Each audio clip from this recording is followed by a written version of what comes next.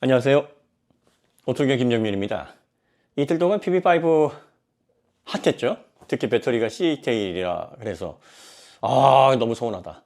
저도 서운하네요. 아쉽습니다. 네.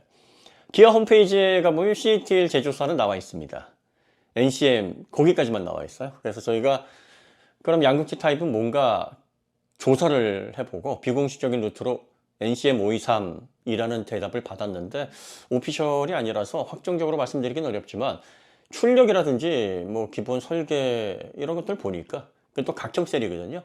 셀투팩 구조로 해서 지금 NCM 배터리를 좋은 가격에 제공을 하는 제조사라면 뭐 CATL이 기준 가격보다도 더 낮춰서 지금 제공을 하는 분위기라서 가격 맞추기에는 현재로서는 좀 적합한 그런 구성이다라고 판단을 한 것 같아요. 요거는 여러분들이 잘 선택을 하시면 됩니다.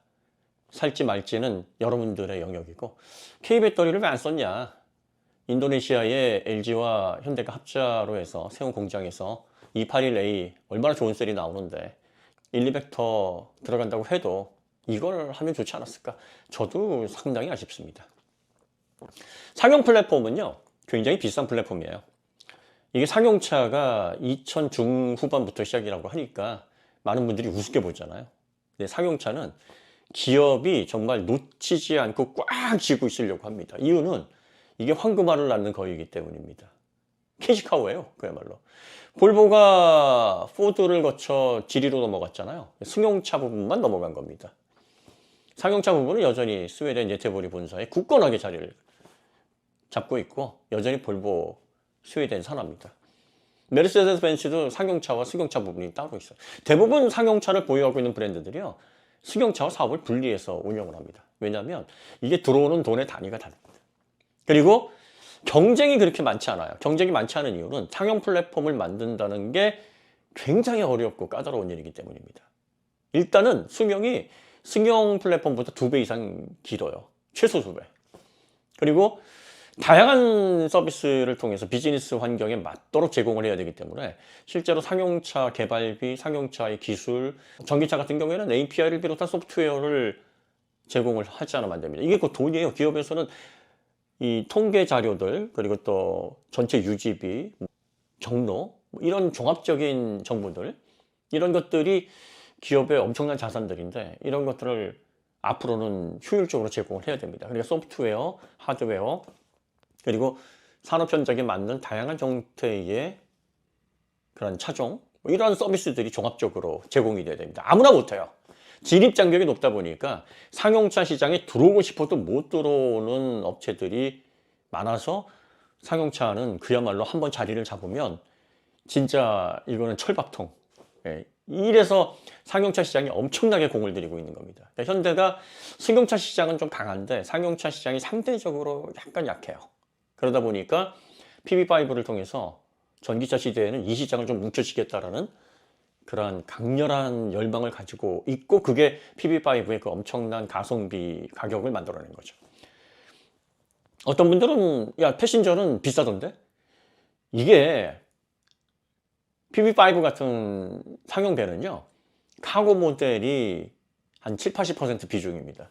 10대 중에서 한 7, 8대는 카고가 나가고 나머지가 이제 패신저로 나갈 거예요. 그만큼 카고 모델이 차지하는 비중이 굉장히 크고요. 그리고 이거는 도구잖아요. 비즈니스용 도구입니다. 사업하시는 분들이 사업용 차를 구입하실 때 승차감, 내가 내릴 때 뭐 하차감, 야, 이거 뭐 레저로, 이런 거 생각 안 합니다. 내가 이걸 몇 년 쓸 건데 비용 대비 이걸 통해서 어느 정도 수익을 낼 수 있는지 손익계산이 가장 중요합니다. 그러니까 최대한 필요한 옵션만 딱 집어넣어요. 그래서 몇 년 운영했을 때 결국 내가 가져갈 수 있는 수익, 뭐 이런 식으로 계산을 합니다. 그러니까 기본이 보조금을 포함해서 2천만 원 중후반이라 그러면 그렇게 해서 출고하시는 분들이 많아요. 많이 써봤자 2천 후반, 3천 뭐 딱 그 정도일 겁니다. 그러니까 이렇게 따지면 PB5의 가성비는 사실 엄청난 겁니다. 개발 초기에 엄청 많이 비용이 들어갔을 거 아니에요. 하드웨어를 만드는데, 그래도 소프트웨어를 구성하는데, 또 기본적으로 다양한 차종을 준비하기 위한 생산시설 만드는데 많은 비용을 썼을 텐데 그걸 초기 비용에 녹이려고 하지 않았고 오히려 예상보다 가격을 더 끌어내린 겁니다. 그래서 배터리를 이제 CATL에 NCM523을 넣기로 결정을 한 것도 그러한 초기 가격 세팅의 일환인 거죠. 그런데 이제 여러분들이 보셔야 될 건 EGMP.S 이 플랫폼, ES 플랫폼이 굉장히 유연합니다. 지금은 PB5가 그다지 유연하지 않고 좀 뻣뻣하게 나왔어요. 시트 구조도 그렇고 내부 레이아웃 구성도 그렇고 차종도 카고, 패신저 두 가지로 요즘 뭐 다른 밴들도 그렇게 나오잖아요. 근데 앞으로는 특수 목적 그리고 또 캠핑카 그 외에 이지 수압이나 다이나믹 하이브리드를 비롯해서 시트도 지금보다 더 유연하게 플렉서블하게 변경될 수 있는 구조로 다 바뀝니다. 그리고 배터리도 셀프팩으로 만드는 이유가 셀프팩으로 만들어서 확장하고 줄이고 이걸 차종에 맞게 유연하게 하겠다는 겁니다. 그러니까 셀프팩을 만족시킬 수 있으면서 가격적인 이점을 가지고 있는 배터리 제조사가 몇 없으니까 그래서 CATL의 NCM523이 가격적인 측면 그리고 또 PB5의 셀프팩 구조에 맞는 중국은 셀프팩을 좀 2, 3년 전부터 시도를 했기 때문에 그 관련 시설이 좀 있습니다. 그런데 우리나라 같은 경우에 K배터리는 아직 이 셀프팩을 준비를 하고 있기는 한데 이걸 활발하게 셀프팩 셀을 생산을 해서 공급을 하고 있지는 않죠. 아마 281A 셀이 아닌 NCM523이 가격적인 측면 그리고 셀프팩에 맞는 구조 이 두 가지를 만족시켰기 때문에 그렇게 들어간 걸로 보이고요. 이제 K배터리에서도 가성비를 높인 각형 셀프팩이 가능한 3원계 셀을 공급을 할 겁니다. 그렇게 되면 이제 셀 바꾸는 건 일도 아니에요. 그리고 용량을 늘리거나 아니면은 또 좀 고밀도 셀로 보다 장거리에 대응하거나 얼마든지 이런 걸 할 수가 있습니다. 그러니까 초기에는 여러분들이 CATL에 NCM523 들어가 있다. 앞으로도 계속 그럴 거냐? 절대 아니라는 얘기죠. K배터리, 2603 같은 고밀도 셀. 사실 이 2603이 상용차를 위해서 개발됐어요. 포드 F150 라이트닝에 공급하기 위해서 이 셀을 기획하고 만들어서 공급을 했는데 이 셀이 고밀도다 보니까 고출력 걸기, 고시레이트에 적합한 겁니다. 그래서 아이오닉 5N 개발자들하고 이제 이야기를 해보면 저희가 인터뷰도 올려드렸죠. 무슨 얘기를 했냐면 다양한 셀, 있는 셀들은 다 가져다가 테스트를 해봤는데 회생제동을 많이 걸면 걸수록 이 온도 상승 제어가 너무 어려웠다. 그런데 2603 셀, 이게 상용 셀이라고 알려져 있어서 이거 써도 될까? 이걸 한번 써볼까? 고밀도 셀이니까 한번 써보자 해서 테스트를 해봤는데 그때 엔지니어의 그 말씀하시는 이야기를 그대로 전달해 드리면 회생제동을 걸어서 전력 회수를 해주는 대로 따박따박 받아 먹더라는 겁니다. 그리고 어느 정도 되니까 다시 온도가 내려가는 그러한 현상도 발견이 돼서 야 이거 하드웨어 스펙이 진짜 장난 아닌데? 대단한데? 사기템인데? 그러니까 아이오닉 5N 그리고 또 이제 곧 나올 아이오닉 6N 현대가 전기전자 제어 그리고 스위칭 제어 뭐 이런 것들 또 BMS 잘한 그러한 결과물이기도 하지만 이 SK온의 NCM9 2603 셀 이게 하드웨어적으로 또 사기템 이게 합쳐져서 시너지가 나는 거예요. 이게 상용차로 개발이 됐으니까 PB5가 이제 PB7으로 또 특수 목적차로 해서 덩치를 키우고 중량을 높이고 그러면 아무래도 고밀도 셀이 필요합니다. 중량 짐을 더 많이 실어야 되고 하면 그만큼 또 고토크를 기반으로 한 고시레이트 방전 특성이 필요하거든요. 그럼 그런 모델을 위해서 이 603셀급의 3원계가 각형으로 해서 셀프팩으로 들어갈 수 있는 형태로만 나오면 집어넣는 건 문제가 없어요.